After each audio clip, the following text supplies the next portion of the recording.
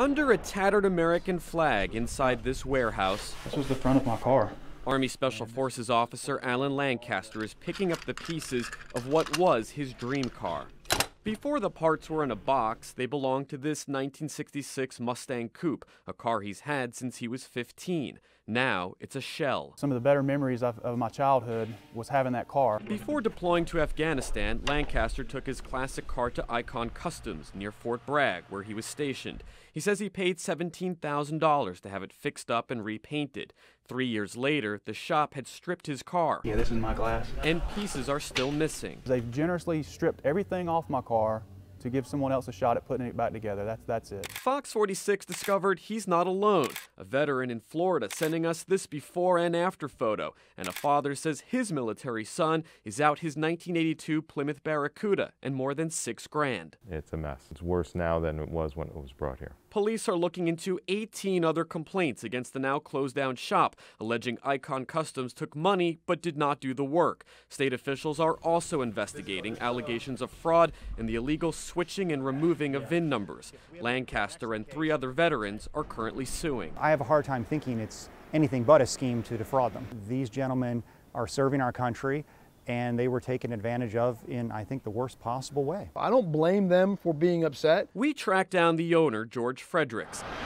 Outside his home, more classic cars. He says he's repairing. You have a lot of veterans that are unhappy with you. No, I don't. I have a few veterans that are unhappy. What would you say to them?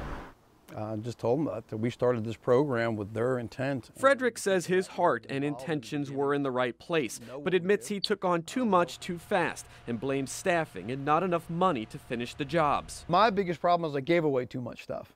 I told people I'd do too much. I did undercharge people. I mean, and that was part of what I was doing. I was doing a lot of work that I really didn't charge enough for. But a secret recording obtained by Fox 46 appears to show Frederick's son, who worked at Icon Customs, offered a bonus for every car stripped and had a strategy to stall. And that's why we have 60 cars here. Because the only way he makes money is by opening more jobs and taking in deposits and just letting it sit forever. Frederick's son says he was referring to taking in more short-term jobs to help pay for more long-term repairs. Frederick says while state officials put the brakes on his business, he wants to make things right. My gut feeling all along was telling me that it was too good to be true, and I should have went with my gut feeling. It probably would have saved at least the last 2 years of heartache.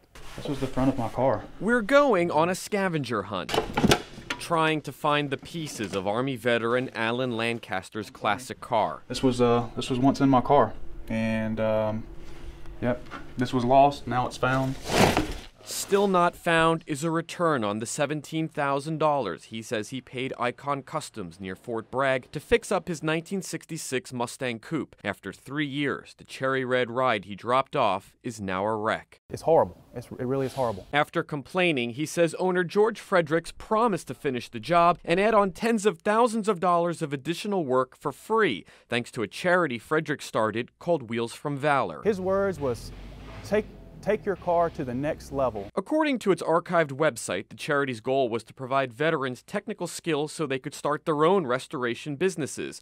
Lancaster says he was promised a souped-up ride at no extra cost. And I'll never forget when he told me that there's people out there willing to give me what I deserved as a thank you for my service. One, I never thought I deserved anything. I was extremely grateful that a program like this was actually in existence. That restoration didn't happen. Fox 46 checked and found the charity never registered as a nonprofit and used misleading advertising to raise money, like this Facebook post showing a 1966 Chevelle to be raffled off.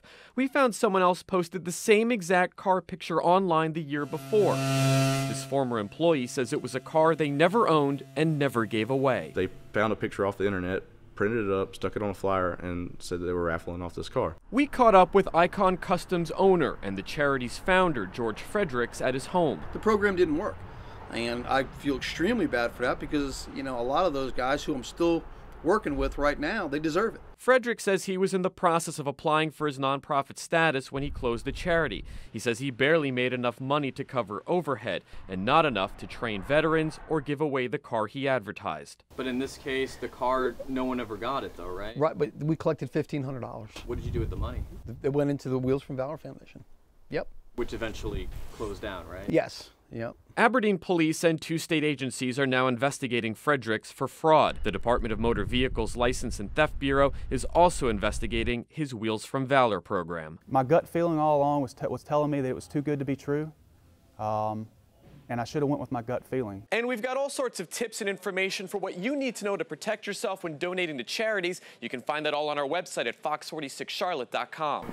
How come you took money from veterans but never completed the job they paid you to do? Did it sound like that was what was just said in court? The owner of an auto body shop accused of ripping off veterans walked out of court defiant, despite promising to make things right. And we got to make that right. George Fredericks and his attorney spent 8 hours in small claims court fighting the veterans he took money from. I found in favor of my client largely on all counts. That's all you need to know. Our cameras weren't allowed inside the Moore County Courthouse, but inside, a judge ruled Fredericks owes one veteran $4,000 for turning his classic car into this. This was the front of my car. Last month, we met Army Special Forces officer Alan Lancaster as he was looking for his missing car parts.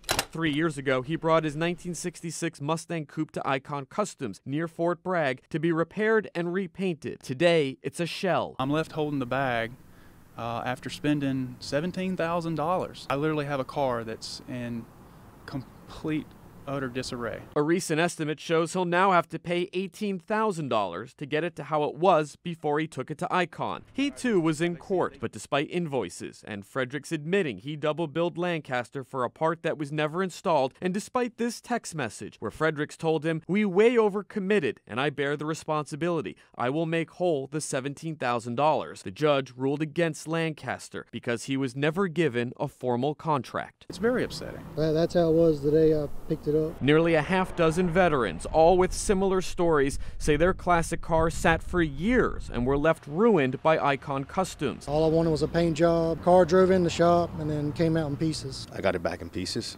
1,000 pieces. A 6-month paint job ended up taking over 3 years and was never completed.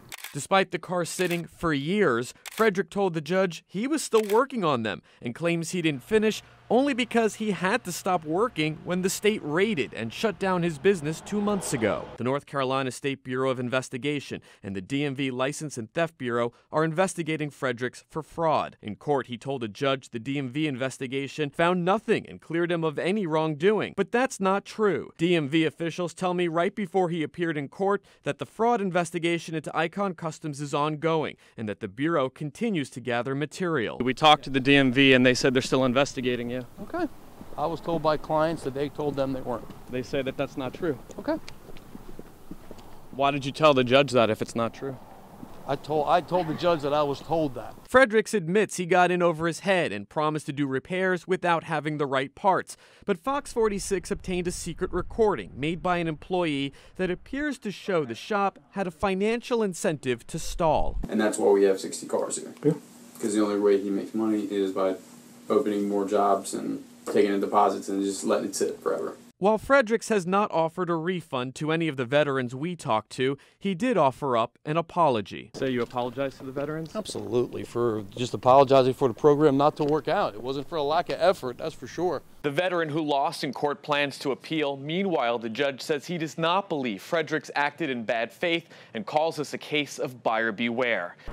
What happened No comment. today? Fox 46 was in court when the owner of an auto body shop accused of ripping off veterans told a judge the state was no longer investigating him and concluded he did nothing wrong. But that wasn't true. We talked to the DMV and they said they're still investigating you. Okay. I was told by clients that they told them they weren't. They say that that's not true. Okay.